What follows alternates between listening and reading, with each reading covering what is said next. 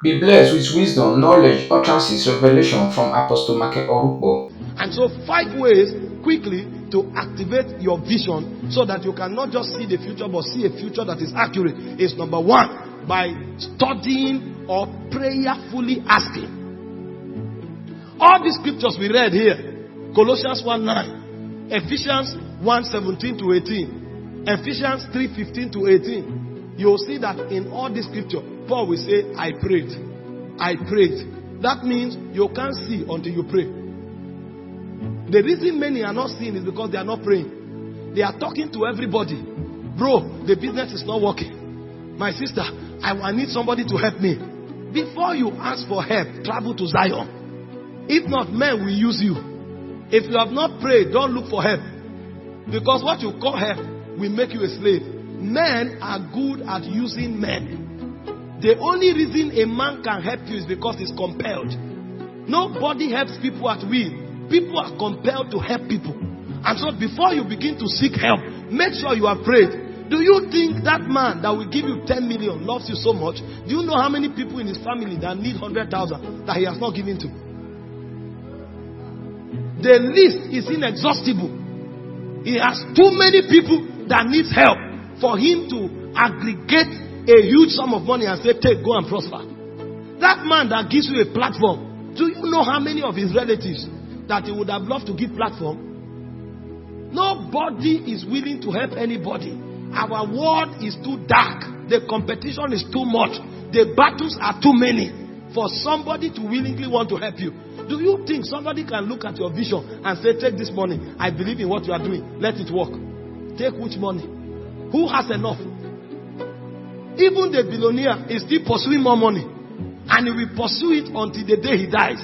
And so what makes you feel that he can just give you something and say, I believe in you, if there is no empowerment to compare it? And so the first thing you need to do in order to see or to have your vision actualized is to activate it on the altar of prayer. Many are not praying. That's why their visions are dormant. These are eternal economies. And the reason only few are making impact is because only few are genuinely praying. Because when you start praying, it will show. He said the Spirit himself helpeth our infirmities. For we know not what we should pray for as we ought to. So even when you don't know what you ought to pray, he said just pray. That infirmity of ignorance, he said the Spirit will take it out. We know not what to pray for as we ought to. He said for the Spirit helpeth. Even when there is no utterance, he said the Spirit begins to groan on your inside, making intercession for you. Making intercession. So that everything that pertains to your destiny will be actualized. People are hoping their future will be gifted them. That's why they end up being surprised. No future is a gift. Every future is walked on the altar of prayer. As you groan there, something happens to your eyes. As you groan there, something moves ahead of you in the spirit. Don't think people succeed in bank. You just be a banker. They say, well, who are you? Say, I'm a banker. And you are hoping to succeed. Do you know how many bankers are retrenched? The reason you will grow and become an owner of a bank is because you secure that corridor in prayer. And so even when the devil rises against you, he said when the enemy comes in, he said like a flood, the Spirit of God shall lift up a standard against them. Because there is a standard in the Spirit. But have you labored on the altar enough to receive that guarantee? That's where many get it wrong. Thank God for your certificate from Harvard. But no destiny can be sponsored by paper. No destiny. It takes spirits to bring destinies alive. Ask anybody who is making impact. He will tell you. You think it is that B or A they put on your paper that will make you prosper. Maybe you should take a census of how many first class students are on the street. You will be shocked. Prayer is the key. The elders of old knew this. The elders, they knew this. Too many people are not praying. That's why they are blind. Because it's the work of the devil to blind men. He said, if our gospel be hid, it is hid to them who are lost. That means you can preach to people, they will still be blind. That's Paul talking. A technocrat like Paul say he can preach to people and they remain blind. I thought Paul said the gospel is the power of God unto salvation. There are people you preach the gospel to that the gospel can't help them. Because the God of this world has blinded their minds. from seeing the glorious image of the Christ. And so even you who is preaching, before you preach, pray. And you who is hoping for a glorious destiny, pray. There is no pastor that can bring you into your destiny unless you begin to pray yourself. Prayer is what births vision. Prayer is what animates vision. Prayer is what preserves vision. Both the birthing, the animation, and the preservation is prayer. So when you see a man making impact, it's a testimony of his prayer altar. You stop praying, you stop progressing. Everybody needs to be connected with a spirit to access the future. They are the gatekeepers of the future. Did you not read? He said God is called Alpha Omega. It means beginning end. It's not beginning and end. It's beginning end. That means both beginning and end is one in his realm. If you commit it to him, he navigates it for you. But the way you do it is by prayer. Many are not praying and many are not studying and meditating.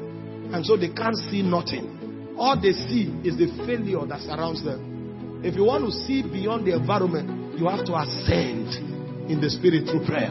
The second way to activate sight in the spirit, sight that provokes eternal vision, is number 2, by serving God, by becoming a steward of the purposes of God. God is careful to empower his servants, and is the way of spirit. Many people never have commitment to God. They are so big in themselves that they cannot be committed to God. When I walked in here, Daddy introduced somebody to me as one of the chief security people, and it's a major general. Do you know what that means? A major general. Meanwhile, you find a young boy is a lieutenant with one single star, one naked star, and he's walking like this. From a second lieutenant, you become a lieutenant, you become a captain, you become a major, you become a lieutenant colonel, you become a colonel, you become a brigadier general before you become a major general. That's more than 35 years of service. But he comes, he knows the key. It's not in church, I will show my rank. And so he can walk around and welcome a small boy. And the small boy will say, yes, how are you? That how are you will become a pit. Because there's no sense. The small boy is coming to church. He's interested in showing his shoe. How he polished the brown shoe and wore it on a navy blue suit. And then he's walking. When you greet him, he gives you an accent. Yeah, how you doing? Sometimes they wear a black lens. So the lens is so dark that it darkens their vision.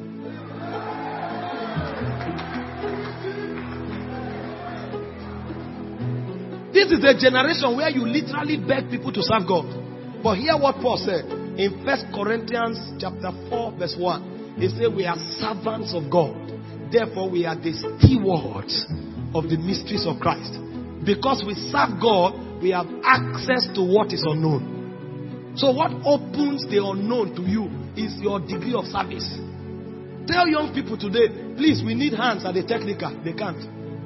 Rather, when they come to church, they cross their leg, they're answering some WhatsApp messages. And they are hoping they will be great because they have admission to study electrical and electronics engineering.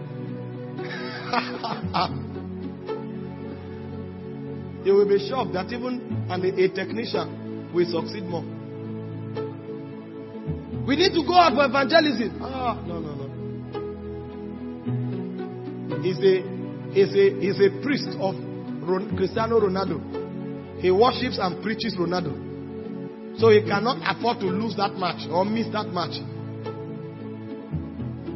And he will watch Ronaldo into a pit. The distractions of this age stopping people from serving God. Because worldliness blinds the eyes. He said to be carnally minded is death. It blinds, it darkens, and it kills. He said, love not the world. He said, they that love the world, the love of the Father is not in them. They can't see from the realm of God. It darkens them. Ephesians 4:17 and 18. He said, do not walk like the carnal people walk, in the vanity of their mind, having their understanding darkened, being alienated from the commonwealth of Israel. They go every other way but service. You will literally beg people to serve. And when they are serving, they expect you to pamper them. If you don't come every 30 minutes to say thank you very much and almost lie down, they are not moved. Tell somebody to pick paper from the ground in the house of God. He says 10,000 naira. Sir, please, how do you tie this screw? He looks at it. Give me 40,000. And that's why their life is about today. The future is bought by the desires of today.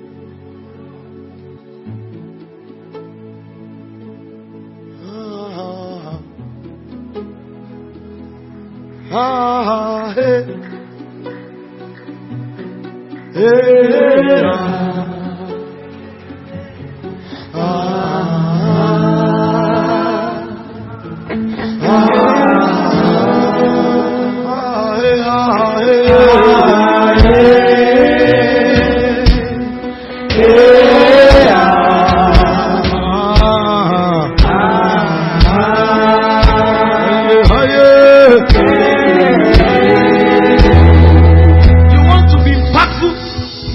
Must define you. You serve your parents, you serve in the house of God. You'll find a young lady, I can't wash plates, my nails will be damaged. And the mother is washing plates. And she's hoping she will be married and live a glorious life. God will not suffer any young man by giving you to him.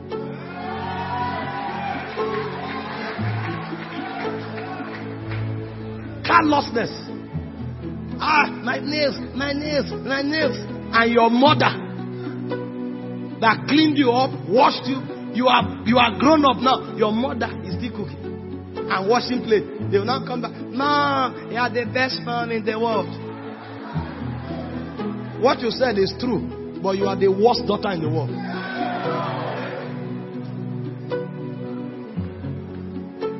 That's what many do. Even when they become mothers, they can't take care of their children. You see them on Instagram, TikTok, Facebook. A child will go and put needle in his eyes. A blind generation by pleasure and worldliness. That's why young children are dying carelessly now. It's nannies that are training children now. And you think society will be good. A nanny you pick from nowhere that you don't know. You leave your child of 1 year to 6 years too, to train. And you don't know that the soul is formed between 1 year to 6 years. What is she doing? She is on Instagram. And you find children with bright futures dying because of this garbage generation. No service. How dare you come to a place you see things working and you enjoy it and go. You don't know how it was set up. And you think you will ever come to a place in your life to be entrusted with the power to set up institution. He said, if you are not faithful in another man's business, who will give you yours? He said, him that is faithful in little is faithful in much. What makes you feel you will partake of the inheritance that is in the place when you have no labor there? Deception. Service. Our generation, we've lost it. That's why we are blind. We are blind. Number 3, what opens the eyes of a man? The fear of the Lord. And these things I'm showing you, they are eternal truths. The reason a generation can't see is their godlessness, irreverence to God. In Psalm 25 verse 14, he said, the secrets of the Lord, he said, they are with them that fear him. He will show them his covenants. God shows his secrets to those who fear him. You can't dare chew a bubble gum before your lecturer. But you are praying and you are chewing.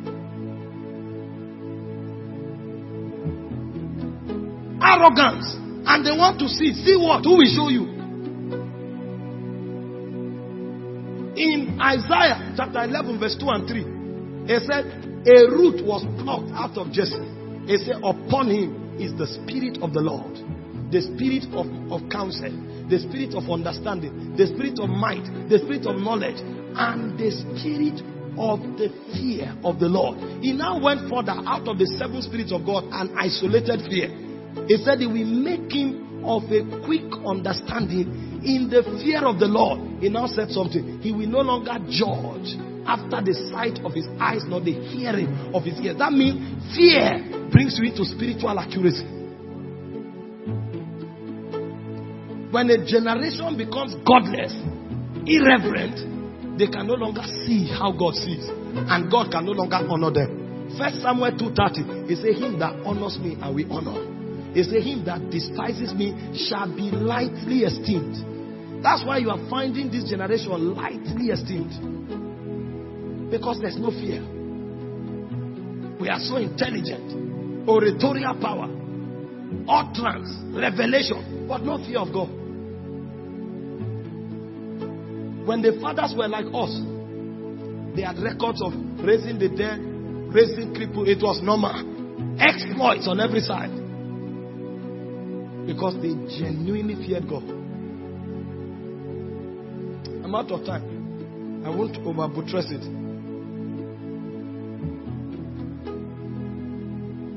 Number 4, meekness, humility, and brokenness.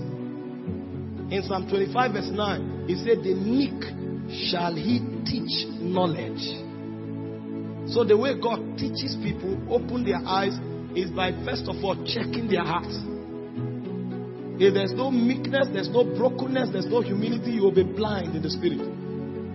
Because God can't show you. God can't teach you. And finally, purity of heart, purity of the body, purity of soul. In Matthew chapter 5 verse 8, he said, blessed are the pure in heart. He said, they shall see God.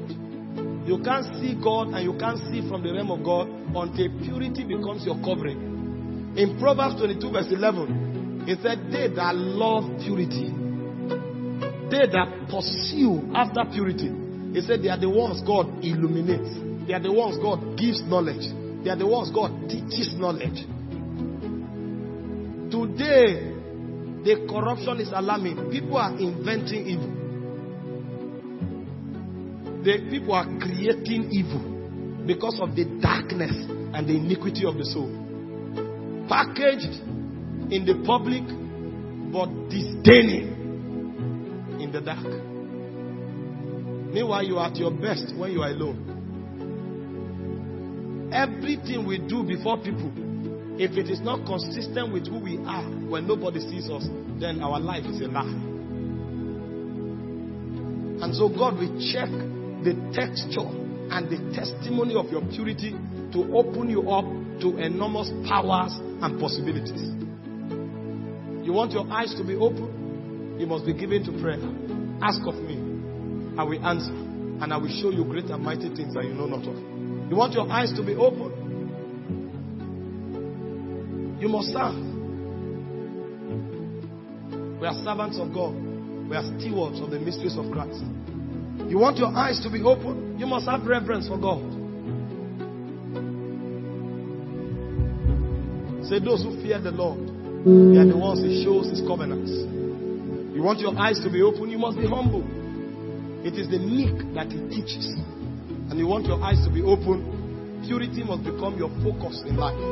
Don't be part of the corruption of this generation. Corruption in words, corruption in thoughts, corruption in lifestyle. Don't be part of it. Don't love the world. We were sent to disciple the world. Anything you find in clubs and in the world today is smuggled into church. Because we are obsessed about the world. And it ought not to be so. He said, go into all the world and disciple all nations. How come you are not being discipled by the world? And we are looking for scriptures to quote it and say there's nothing wrong. Love the world. It blinds the heart. There's no purity, there can be no foresight. Hallelujah.